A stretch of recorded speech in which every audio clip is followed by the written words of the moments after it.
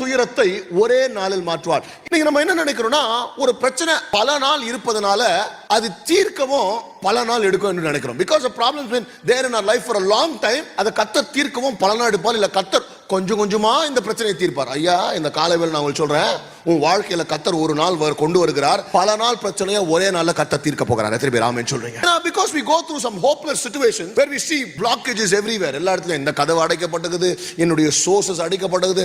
சிலர்லாம் எப்படி சொல்றாங்கன்னா, வானத்தின் பலகரங்களை கர்த்தர் திறந்து வானத்தையே திறந்தா கூட இப்படி ஒரு அற்புதம் நடக்காது, இப்படி ஒரு காரியம் நடக்காது. ஏன்னா பல நாளா இது நடக்கவில்லை. நிறைய hopeless situation we encounter because this has not been changed for a long time. ஆனா தேவ பிள்ளைகளே, வேதத்துல வாசிக்கிறோம், பல நாளா குழியிலயும் சிறையிலயும் இருந்த யோசேப்பை கர்த்தர் பார்வோனுக்கு ஒரே நாள் கனவை கொடுத்து அவன் கதையே மாத்தினாரு. பல நாள் யூதர்களை துன்புறுத்தின யாரு பவுல கர்த்தர் சந்தித்து ஒரே நாள்ல மாத்துவார்னா, இன்னைக்கு கர்த்தர் சொல்றார், உன் பல நாளின் துயரத்தை கர்த்தர் மாற்ற போகிறார்.